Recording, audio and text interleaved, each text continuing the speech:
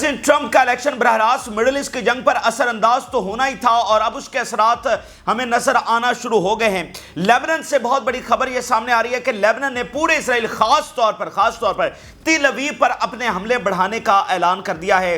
تل ابیب کو اب خصوصی طور پر بڑے حملوں کا جو ہے وہ نشانہ بنایا جائے گا، اور یہ اعلان اس لیے کیا گیا ہے کہ اسرائیل کی جانب سے غزہ میں ایک اور اوفینس شروع کر دیا گیا ہے۔ غزہ میں ایک نئی اسرائیلی فوج داخل ہو گئی ہے اور وہاں پر بیت لاہیا اور ناردرن غزہ کا جو علاقہ ہے وہاں پر نئے آپریشنز کا جو ہے وہ آغاز وہاں پر کر دیا گیا ہے۔ ایسا لگتا ہے کہ جیسے امریکی الیکشنز کا انتظار کیا جا رہا تھا ایک ٹریگر کو دبانے کے لیے، اور جو ہی وہاں سے ریزلٹس اناؤنس ہوئے ہیں اور ودن آورز آپ دیکھیے کہ چیزیں کتنی تیزی کے ساتھ یہاں پر تبدیل ہو رہی ہیں، اور وہ ٹریگر جو ہے وہ ہمیں یہاں پر دبتا ہوا ایک گریٹر وار کا نظر آ رہا ہے۔ بہت بڑی تعداد کے اندر بتایا جا رہا ہے کہ امریکی جو جنگی طیارے ہیں وہ سیریا کے اندر لینڈ ہو رہے ہیں۔ اس پوری جنگ میں ہم نے نہیں دیکھا کہ سیریا کے اندر کچھ جنگی طیارے لینڈ ہو رہے ہوں۔ اگر امریکی جنگی طیارے آئے بھی ہیں تو وہ قطر میں یا جارڈن میں ان بیسز کے اوپر لینڈ ہوئے ہیں، لیکن پہلی بار ہم دیکھ رہے ہیں کہ سیریا کے اندر بھی یہ جنگی طیارے جو ہے لینڈ ہو رہے ہیں۔ تو اس بارے میں بھی تفصیلی بات کریں گے۔ حزب اللہ کی جانب سے اور بہت بڑے اٹیکس کیے گئے ہیں، اور جو گراؤنڈ اٹیک ہے اس حوالے سے حزب اللہ نے کچھ نئی تفصیلات جو ہے وہ بھی شیئر کی ہیں، آپ کے ساتھ شیئر کریں گے۔ اسی درمیان ناظرین، جو اتحادی ممالک ہیں یعنی ایران اور وینزویلا اور رشیا، ان کی جانب سے ٹرمپ کو پیغام بھیجا گیا ہے، امن کا پیغام ان ممالک کی جانب سے ایک غیر روایتی سٹیٹمنٹ کے اندر جو ہے وہ بھیجا گیا ہے۔ یہ ایک امن کا پیغام بھی ہے اور ٹرمپ کو ایک وارننگ بھی ہے۔ ان تمام ملکوں نے امن کے لیے پیشکش کی ہے، امن کے لیے ہاتھ بڑھایا ہے، اور ٹرمپ کو کہا ہے کہ یہ دنیا کو بچانے کے لیے لاسٹ چانس ہے۔ اگر ٹرمپ نے جو امریکی پالیسی ہے اگر اس کو نہ بدلا تو پھر یہ آتش فشاں جو ہے وہ پھٹنے جا رہا ہے۔ تو یہ ایک لاسٹ چانس ہے اور ہم امن کے لیے پوری طرح سے تیار ہیں، تو ٹرمپ کو جو ہے وہ فیصلہ کرنا ہوگا۔ تو بہت کروشل ٹائم ہے، یعنی ایران، وینزویلا، رشیا، ان تمام ممالک کی جانب سے یہ پیغام۔ دیکھیں نا، دنیا میں فرق ہے نا، بہت سارے ممالک جو ہیں وہ کنگریچولیشنز کے میسیجز ٹرمپ کو بھجوا رہے ہیں، کوئی فون کال کے اوپر بات کر رہا ہے، کوئی میڈیا کے اوپر مبارکباد جو ہے وہ جاری کر رہا ہے۔ تو رشیا نے اور وینزویلا نے اور ایران نے، ان سب نے کوئی مبارکباد کا پیغام تو جاری نہیں کیا۔ انہوں نے یہ امن کا پیغام، یعنی ان کی جو سٹیٹمنٹس ہے وہ ساری دنیا کے سٹیٹمنٹ سے مختلف ہیں، کہ وہ کہہ رہے ہیں کہ اگر امریکی پالیسی کو فی الفور نہ بدلا گیا تو یہ دنیا کو بچانے کے لیے ایک لاسٹ چانس ثابت ہوگا۔ تو یہ تازہ ترین تفصیلات آپ کے ساتھ شیئر کرتے ہیں۔ جن لوگوں نے چینل کو سبسکرائب نہیں کیا ان سے ریکویسٹ کریں گے کہ چینل کو ضرور سبسکرائب کر لیں تاکہ ہر آنے والی ویڈیو آپ تک پہنچ سکے۔ ناظرین، آغاز ہم غزہ سے کرتے ہیں۔ ایک نئی اسرائیلی فوج غزہ کے اندر داخل ہوگی۔ آج پورے 13 مہینے ہو چکے ہیں، اور 13 مہینے وہ غزہ جس کو ملبے کا ڈھیر بنا دیا گیا، جہاں پر دنیا کی پہلی لائیو جینوسائیڈ اس وقت ہو رہی ہے۔ پچھلے 13 مہینوں سے ہم دیکھ رہے ہیں نان سٹاپ بمباری وہاں پر ہو رہی ہے، نان سٹاپ شہادتیں وہاں پر ہو رہی ہے، ناردرن غزہ کا محاصرہ، نہ میڈیسن، نہ کھانا، نہ پانی۔ وہاں پر آج ایک اور اسرائیلی فوج ہے وہ داخل ہوگی۔ اگر ہم پچھلے 24 گھنٹوں کو دیکھیں، جب سے ٹرمپ کی جو وکٹری اناؤنس ہوئی ہے، تو ان 24 گھنٹوں کے اندر بہت بڑے بڑے واقعات رونما ہو گئے مڈل ایسٹ کی جنگ کے حوالے سے۔ مثال کے طور پہ گیلنٹ کو فارغ کرنا، یہ ایک بہت بڑا واقعہ ہے ریگارڈنگ اسرائیل۔ گیلنٹ کو کب سے نتنیاہو فارغ کرنا چاہ رہا تھا، لیکن ادھر سے ٹرمپ کی وکٹری اناؤنس ہوئی اور ساتھ اس نے گیلنٹ کو جو ہے وہ فارغ کر دیا۔ اور گیلنٹ جو ہے وہ بائیڈن انتظامیہ کا خاص الخاص بندہ تھا، یعنی بائیڈن انتظامیہ خاص طور پر چونکہ وہ نتنیاہو کے اوپر اتنا ٹرسٹ نہیں کر رہی تھی تو گیلنٹ کے ساتھ وہ رابطے میں تھی۔ اچھا، اب گیلنٹ یعنی گڈ کاپ بیڈ کاپ والا ایک معاملہ جب وہاں پر چل رہا تھا، تو گیلنٹ کو فارغ کر کے ٹرمپ کی وکٹری کے بعد نتنیاہو نے میسج دیا ہے بائیڈن انتظامیہ کو کہ آپ کا بندہ تو ہم نے یہاں سے نکال دیا۔ تو ویسے یہ امریکنز کو سوچنا چاہیے کہ نتنیاہو کسی کے حق میں نہیں، اور نتنیاہو کسی کا لائل نہیں ہو سکتا۔ آپ دیکھیے کہ بائیڈن نے تو سب سے زیادہ سپورٹ کیا نتنیاہو کو، امریکی تاریخ میں سب سے زیادہ جو سپورٹ ہے وہ بائیڈن کی جانب سے نتنیاہو کو دی گئی، لیکن ایٹ دی اینڈ نتنیاہو نے بائیڈن کی پیٹھ کے اندر چھرا گھونپا۔ ٹھیک ہے، تو یہ ایک بات ہے۔ اب یہاں پر جو دوسرا بندہ لایا گیا یعنی وزیر خارجہ، اس کا کوئی ملٹری کا کوئی ایکسپیرینس نہیں ہے، کوئی ایکسپیرینس نہیں، تو اس کو وزیر دفاع اور وہ بھی جنگ کے درمیان لگانے کا کیا مقصد ہے؟ اس کا مطلب جو پوری کمانڈ ہوگی وہ نتنیاہو کے ہاتھ میں ہوگی۔ اس سے پہلے اس کو وزیر دفاع کی جو حمایت ہے وہ بھی چاہیے ہوتی تھی، لیکن اب وہ وزیر دفاع تو نکل گیا، اور خبریں یہ بھی آ رہی ہیں کہ جو اسرائیلی آرمی چیف ہے اس کو بھی نتنیاہو فارغ کرنے، تو تمام کمانڈ جو ہے وہ نتنیاہو کے ہاتھ کے اندر ہوگی۔ اس کا مطلب کیا ہے کہ ایک بہت بڑی جنگ، اور یہاں پر جو ہمیں اس وقت سینیریو نظر آ رہا ہے، جو اب یہ غزہ کے اندر اب جب اسرائیلی فوج داخل ہوئی ہے تو اس سے زیادہ چیزیں کلیئر ہوئی ہیں۔ اب دیکھیں 24 گھنٹوں میں ایک سے ایک جو عمل ہے وہ کنیکٹ کر رہا ہے. تو غزہ میں فوجی داخل ہونے کے بعد ان کے شیطانی منصوبے زیادہ کھل کر جو ہے وہ سامنے آ رہے ہیں کہ نتن یاہو کا منصوبہ یہی ہے کہ ٹرمپ کے وائٹ ہاؤس میں داخل ہونے سے پہلے, یہ بات ذہن میں رکھیں کہ ٹرمپ جیت چکا ہے لیکن وائٹ ہاؤس میں جو اقتدار اس کو سونپا جائے گا وہ جنوری کے اندر سونپا جائے گا. تو 2 ماہ اس درمیان بنتے ہیں جب بائیڈن ہی صدر رہے گا. ٹرمپ جب وائٹ ہاؤس میں جانا ہے وہ جنوری کے اندر جانا ہے, بے شک وہ جیت چکا ہے, یہ ان کا سسٹم ہے. تو ان 2 مہینوں کے اندر نتن یاہو یہ چاہتا ہے کہ لینڈ کو آکوپائیڈ کیا جائے, جو کہ پہلے منصوبہ ہم شیئر کر بھی چکے ہیں پچھلی ویڈیو میں. لینڈ کو آکوپائیڈ کیا جائے اور اس کے بعد ٹرمپ سے جب وہ لیجیٹیمیسی اور ریکگنائزیشن کروا دی جائے. جب ان کی ملاقات ہوئی تھی نتن یاہو کے وزٹ کے درمیان, تو اس وقت جو امریکی میڈیا میں ان کی خفیہ ڈیل شیئر ہوئی تھی اس میں یہ لکھا ہوا تھا کہ اس طرح سے لینڈ کو آکوپائی کرنا اور ٹرمپ آ کر اس کو ریکگنائز کرے گا. لیکن اس میں پھر ایک اور چیز بھی ایڈ تھی, اور وہ یہ تھی کہ ٹرمپ نے نتن یاہو کو کہا تھا کہ میرے وائٹ ہاؤس تک پہنچنے سے پہلے یہ جنگ ختم ہونی چاہیے. یعنی میں اس جنگ کو نہیں جھیلنا چاہتا, میرے آنے سے پہلے جو بھی تمہارے وار گولز ہیں وہ اچیو ہو جانے چاہیے. یعنی کوئی ہیومن رائٹس وہ مسئلہ نہیں ہے, مسئلہ یہ ہے کہ جو بھی اچیو کرنا ہے میرے آنے سے پہلے اچیو کر لو, اور پھر میں آ کر اس کے اوپر مہر لگا دوں گا. جیسے اس نے گولان ہائٹس کو ریکگنائز کیا. گولان ہائٹس ساری دنیا اس کو ایک آکوپائیڈ لینڈ سمجھتی ہے کہ اسرائیل نے غیر قانونی قبضہ کیا ہوا ہے. تو ٹرمپ نے کہا نہیں یہ تو ہے ہی اسرائیل کا. اور پھر جو یروشلم والا سارا معاملہ ہوا, تو جو امریکی میڈیا نے رپورٹ کیا تھا کہ ٹرمپ نے کہا کہ قبضہ کرو لیکن میرے آنے سے پہلے کر لو تاکہ میں آ کے ریکگنائز کر دوں, میری پریزیڈنسی تک جو ہے وہ اس کے اندر یہ جنگ ختم ہونی چاہیے. ٹھیک ہے, تو اب ایسا لگتا ہے کہ ان 2 ماہ کے اندر نتن یاہو بہت تیز, یعنی ساری کمان اس نے اپنے ہاتھ میں لے لی ہے اور بہت تیزی کے ساتھ وہ اس جنگ کو آگے بڑھانے کا اس کے جو شیطانی منصوبے ہمیں نظر آ رہے ہیں. لیکن یہاں پر زمینی حقائق تو بالکل مختلف ہیں. ریزسٹنس غزہ کے اندر بھی موجود ہے اور ریزسٹنس لیبنان کے اندر بھی موجود ہے. تو 13 مہینوں میں جو کچھ نہیں ہوا وہ ان 2 مہینوں کے اندر کس طرح سے ہو جائے گا. 2 مہینوں میں حزب اللہ کس طرح سے ختم ہو جائے گی, 2 مہینوں کے اندر حماس وہ کس طرح سے ختم ہو جائے گی. تو اسی لیے آج جب ابھی اسرائیلی فوج داخل ہوئی ہے غزہ کے اندر تو بھرپور ریزسٹنس کا سامنا ان کو وہاں پر کرنا پڑا ہے, اور بہت ساری کیجویلٹیز کی رپورٹس اب وہاں سے آ رہی ہیں. بھرپور لڑائی اس وقت غزہ میں جاری ہے, اور ساتھ پھر جو لیبنان سے اٹیکس ہوئے ہیں. پہلے ذرا غزہ کا دیکھیے. IDF says North Gaza offensive expanded to Beit Lahia amid intelligence on Hamas operations. The artillery unit in our forces in cooperation with Al-Nasr Salahuddin Brigade targeted enemy's position in northeast of Beit Lahia. وہاں پر Hamas یہ بتا رہی ہے کہ بیت لاہیا میں بھرپور وہ ریزسٹنس کر رہے ہیں, اور ان کے آرٹلری یونٹس اور ان کی میزائل فورسز, گراؤنڈ فورسز وہ ساری جو ہیں وہ اسرائیل کے ساتھ کنفرنٹ کر رہی ہیں with heavy mortar shells and inflicted heavy losses on its ranks. تو جو اسرائیلی فوج داخل ہوئی ہے شدید ترین ان کو جانی نقصان حماس بتا رہی ہے کہ ان کو اٹھانا پڑا ہے. The occupation forces are suffering heavy losses in personnel and equipment in confrontation at zero distance. یہ بات ذہن میں رکھے کہ اسی غزہ میں 74,000 اسرائیلی فوجی معذور ہو چکے ہیں. 74,000 اسرائیلی فوجیوں کو حماس نے ہٹ کیا اور وہ معذور ہو چکے ہیں. تو اسی لیول کا جانی نقصان جو ہی ان کی فوج داخل ہوئی ہے اٹھانا پڑ رہا ہے ان کو. With our forces and the resistance forces most of which they were unable to cover. جو ہی وہ داخل ہوئے بھرپور ہم نے جو ہے نا ان کو کنفرنٹ کیا, اور heavy personal losses یعنی شدید جانی نقصان جو ہے وہ ان کو اٹھانا پڑا ہے. تو نتن یاہو کے جو بھی منصوبے ہیں وہ یہاں پر فیل. اچھا, اب اسی درمیان جب اسرائیلی فوج غزہ کے اندر داخل ہوئی ہے تو لیبنان نے اناؤنس کر دیا ہے کہ پھر وہ بھی اپنے حملے ایکسپینڈ کرنے جا رہے ہیں. اس سے پہلے حزب اللہ بہت بڑے حملے, یعنی اسرائیل کی تاریخ کے سب سے بڑے حملے آلریڈی اس کے اوپر ہو رہے ہیں, اور اکتوبر کو انہوں نے اپنی تاریخ کا سب سے تباہ کن مہینہ قرار دیا تھا جس میں ان کے سب سے زیادہ جانی نقصان ہوا ہے.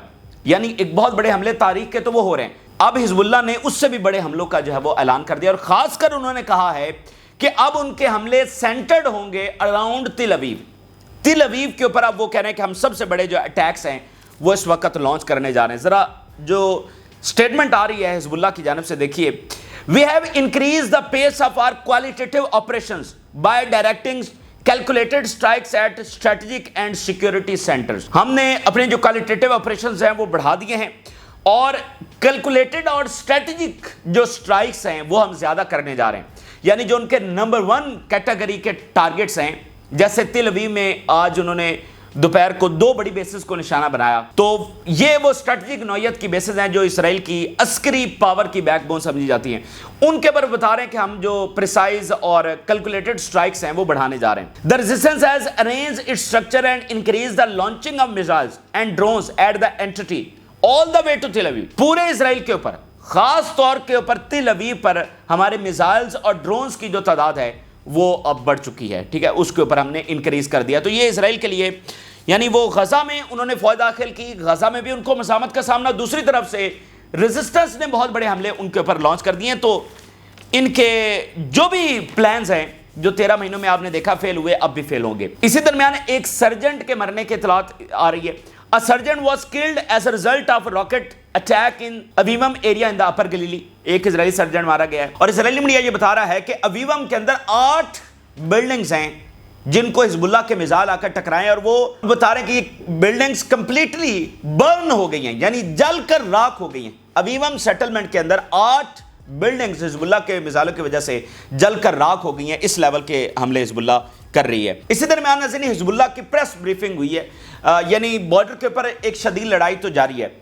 अब उसमें इसराइल की जानिब से सेंसरशिप है, इंटरनेशनल मीडिया वहां पर मौजूद नहीं है। तो इकलौता जो रियल सोर्स है वहां पर वो हिजबुल्लाह है।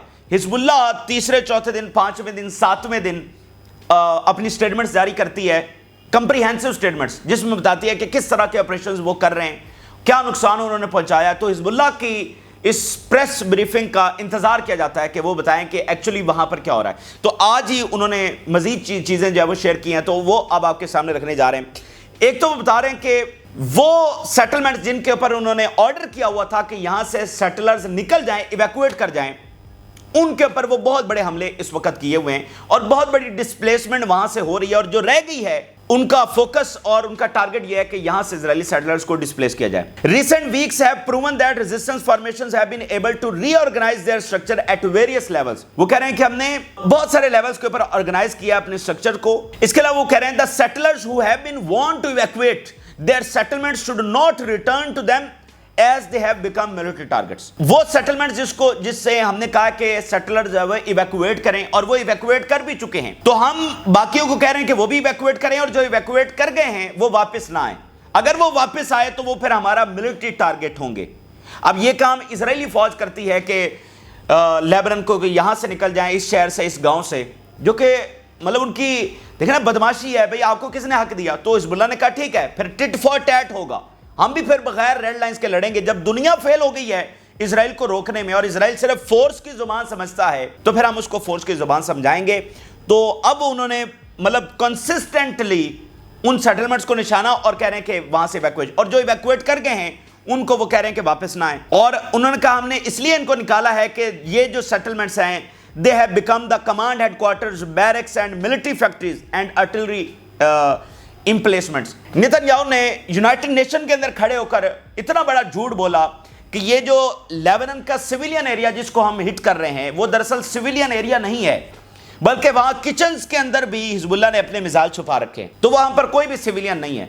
तो हिजबुल्लाह ने कहा ठीक है। तो हिजबुल्लाह कह रही है कि अब इजराइल की तमाम सेटलमेंट्स वो कोई सिविलियन एरिया नहीं है, क्योंकि ये इजरायली फौज के कमांड हेडक्वार्टर बन चुके हैं, ये बैरक्स बन चुके हैं, उनकी मिलिट्री फैक्ट्रीज के अंदर तब्दील हो चुके हैं, तो इसलिए ये भी कोई सिविलियन एरिया नहीं है, ये भी सारा मिलिट्री एरिया है। तो टिट फॉर टैट यहां पर। The only achievement by the Israeli army during the ground aggression was the destruction of homes and civilian infrastructure. बहुत सारे इलाकों से हिजबुल्लाह ने मार भगाया इजरायली फौज को, पीछे हटने पर मजबूर हुए हैं कई दिनों की लड़ाई के बाद। तो हिजबुल्लाह ये बता रही है कि सबसे बड़ी अचीवमेंट जो इजरायली फौज ने वहां पर की है, अगर उनकी कोई अचीवमेंट थी तो वो यही थी कि उन्होंने destruction of homes and civilian infrastructure किया।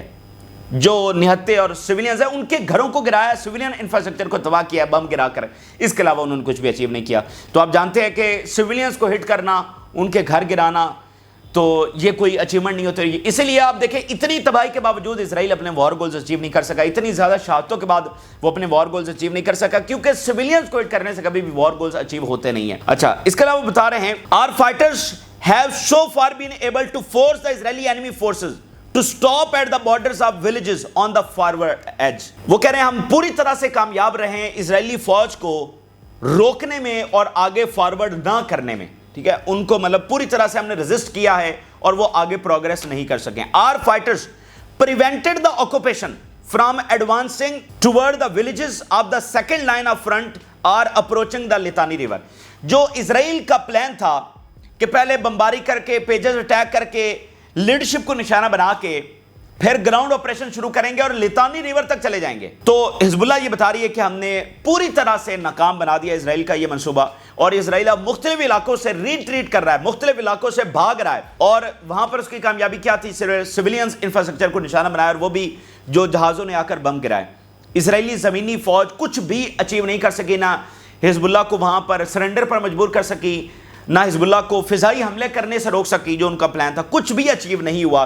اور جو لتانی ریور تک جا کے وہ آکوپائی, آپ یہ بات ذہن میں رکھیں, اسرائیل اگر لتانی ریور تک چلا جاتا اور یہ سارا لیبنن کا اتنا بڑا پورا صدرن لیبنن اسرائیل کے قبضے کے اندر آ جاتا, تو یہ سب کو پتا ہے کہ یہ اسرائیلی ٹیریٹری کا حصہ بن جاتا. ٹرمپ نے آ کر اس علاقے کو بھی ریکگنائز کر لینا تھا اسرائیل کا علاقہ, جیسے اس نے گولان ہائٹس, مطلب ساری دنیا یہ کھل کر کہہ رہی ہے کہ گولان ہائٹس ایک آکوپائڈ لینڈ ہے, اور یہ کل کی بات ہے, سب کو پتا ہے کہ گولان ہائٹس پر قبضہ کیا جیسے پورے پیلسٹائن پر قبضہ کیا. اور چلیں ادھر پیلسٹائن یا اسرائیلی قبضے کو تو انہوں نے یونائٹڈ نیشن نے مانا نا ایک اسرائیلی اسٹیٹ ناجائز طور پر, گولان ہائٹس کو تو وہ بھی نہیں مانا. یونائٹڈ نیشن نے تو گولان ہائٹس کو جیسے اس قبضے کو مانا, اس قبضے کو بھی نہیں مانا, تو پھر بھی ٹرمپ نے آ کر کہا یہ گولان ہائٹس اسرائیل کا ہے.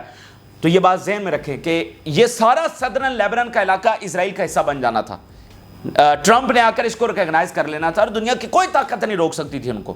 تو اسرائیل کے اور اس کے آقاؤں کے اگر سارے منصوبے اگر کسی نے ناکام بنائے ہیں تو وہ اسلامی دنیا کی کوئی فورسز نہیں ہیں, بلکہ یہ ریزسٹنس ہے, یہ حزب اللہ ہے, یہ حماس ہے, یہ حوثیز ہیں. انہوں نے اسرائیل کے ان تمام منصوبوں کو چکنا چور کیا, وگرنہ کسی اسلامی ملک نے اپنی فوج نہیں بھیجی ہے, اور کسی اسلامی ملک کے وزراء خارجہ ابھی تک رفح پر جا کر ایک پریس کانفرنس بھی نہیں کر سکے ہیں. وہ پریس کانفرنس جس کی کوئی ویلیو بھی نہیں ہے, لیکن وہ علامتاً بھی نہیں کر سکے ہیں, تو یہ بھی اپنے آپ کو پتہ نہیں کس طرح تاریخ میں جسٹیفائی کریں گے. تو یہ بات ذہن میں رکھیں, صرف اور صرف ریزسٹنس نے اسرائیل کو عبرتناک شکست اور ان کے تمام منصوبوں کو فیل کیا. اچھا, اب یہیں پر جو گیلنٹ والے بات ہے, گیلنٹ کے اوپر پھڈا پڑا ہوا ہے اسرائیل میں, اور مظاہرے بہت بڑے لیول کے پر مظاہرے, ہزاروں اسرائیلی نکلے ہوئے ہیں, اور ایون یہ بھی کہا جا رہا ہے کہ فوج کے اندر بہت زیادہ غصہ ہے, کوئی فوجی بغاوت بھی ہو سکتی ہے. یہ اسرائیلی میڈیا بھی لکھ رہا ہے. میں 4 ہیڈ لائنز گیلنٹ کے اوپر آپ کے سامنے رکھتا ہوں. نیتنیاہو's firing of Gallant mid-war is reckless, divisive and dangerous to Israel. Times of Israel لکھ رہا ہے, تباہ کن ہونے والا ہے یہ اسرائیل کے لیے. نیتنیاہو's sacking of Gallant likely to precede a shake-up of Israel-US relations. کیونکہ یہ بائیڈن کیا انتظامیہ کا بندہ تھا, تو اس کو نکال کے بائیڈن انتظامیہ کو سیدھا میسج دیا گیا ہے کہ مطلب اب تمہارے بندے کو ہم نے نکال دیا. تو یہ تھوڑا سا, یہ گارڈین لکھ رہا ہے کہ یو ایس اسرائیل ریلیشن, کیونکہ فی الحال تو بائیڈن ہی صدر ہے نا, تو اس کے اوپر. دا نیو یارک ٹائم کیا لکھ رہا ہے, Netanyahu faces backlash of firing Israel defence minister. ہیرڈز ان کا سب سے بڑا میڈیا کیا لکھ رہا ہے اسرائیل کا,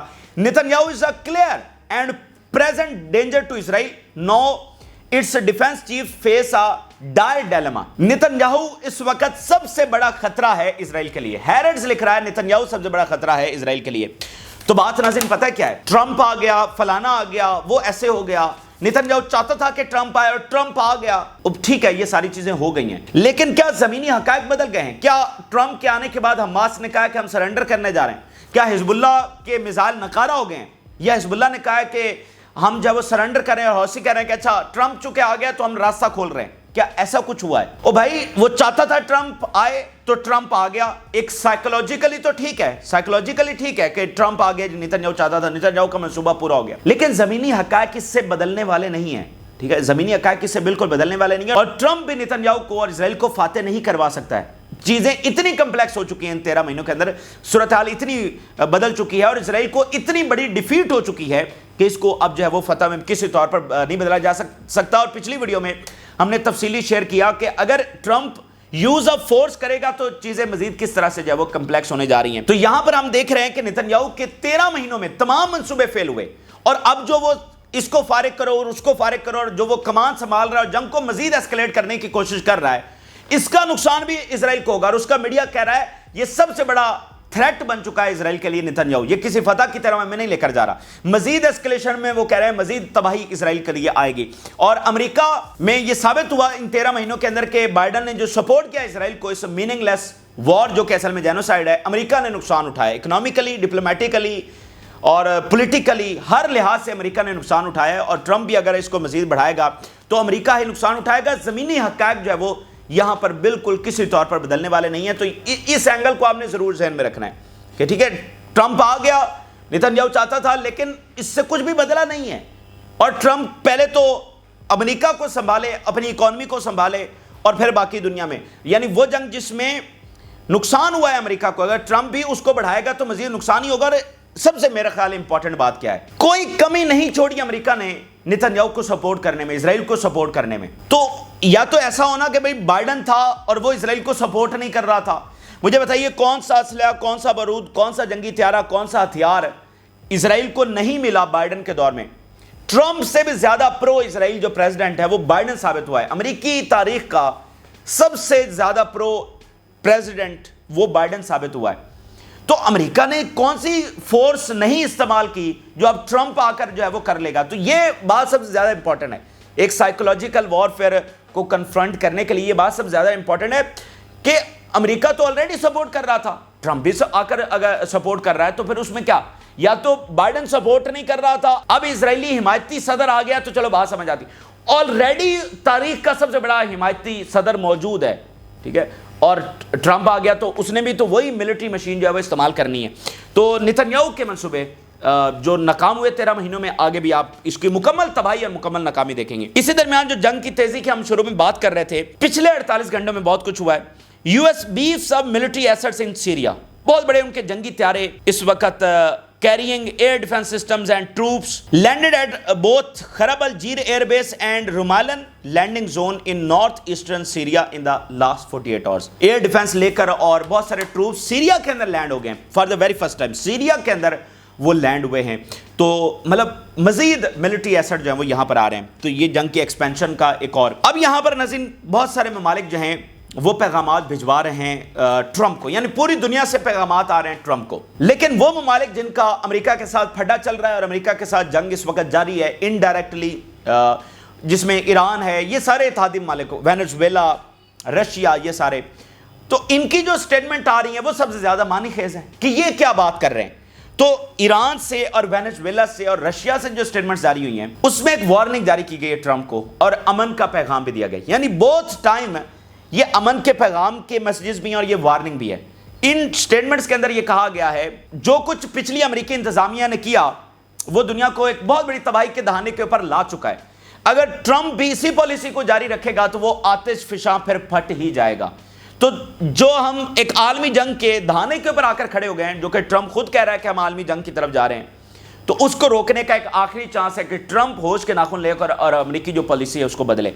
और अगर वो नहीं बदलता तो फिर हम पूरी तरह से तैयार हैं और इसके बहुत बुरे नतीजे सारी बात सबको भुगतने पड़ेंगे। Iran, US elections are an opportunity to reconsider wrong US policy, एक मौका है अमेरिकी गलत पॉलिसी, कोई कांग्रेचुलेशंस का मैसेज ऐसा वैसा कुछ भी नहीं है। फर्क है ना, मतलब दुनिया में आप देखें, दुनिया मुबारकबाद के मैसेज दे रही है। ईरान ने ये नहीं कोई मुबारकबाद पेश नहीं की, ईरान ने कहा मौका है अमेरिका के लिए अपनी रॉन्ग पॉलिसी को चेंज करे। वेनेजुएला के सदर, Trump has a chance to काम the world and change the relationship that his country had with Latin America and the Caribbean. ये मौका है ट्रंप के पास कि वो लातीनी अमेरिका और जो साउथ अमेरिका है उसके साथ जो ताल्लुकात यूएसए के हैं उसको बदले, उस पॉलिसी को जो है वो शिफ्ट करे। ये एक अपॉर्चुनिटी है उनके लिए। अब जरा रशिया का बयान देखिए, if the new US administration initiate dialogue with us we are open to it provided that it equal and without dictation. अगर नई अमेरिकी इंतजामिया हमारे साथ निगोसिएशन शुरू करती है तो हम उसके लिए ओपन है। बहुत बड़ी स्टेटमेंट रशिया की इस वक्त आई है, कोई कंग्रेचुलेशन नहीं है ट्रंप को। अगर नई अमेरिकी इंतजामिया निगोसिएशन शुरू करती है तो हम ओपन हैं, लेकिन सवाल यह है कि ये इक्वालिटी की बेस के ऊपर निगोसिएशंस होंगे और ये डिक्टेशन के बगैर होंगे। हम ये नहीं मानेंगे कि तुम ऐसे करो और तुम ऐसे करो, नो, इक्वालिटी रिस्पेक्ट के ऊपर और बगैर डिक्टेशन के ये मुज़ाकरात, यानी अमन के लिए हम तैयार हैं। अब देखिए सारी ये बात कर रहे हैं हम अमन के लिए तैयार हैं। ईरान कह रहा है गलत पॉलिसी बदलो, और उधर वेनेजुएला कह रहा है कि मौका है पीस का اور رشیا بھی یہی بات کر رہا ہے کہ موقع ہے پیس کا، لیکن سیم ٹائم کے اوپر پھر وہ وارن کر رہے ہیں کہ اگر نہ بدلا گیا تو پھر وہ آتش فشاں تو پھر پھٹنے ہی جا رہا ہے، کیونکہ یوکرین کی جنگ فیصلہ کن نتیجے کے اوپر پہنچ چکی ہے، مڈل ایسٹ کی جنگ فیصلہ کن نتیجے کے اوپر پہنچ چکی ہے۔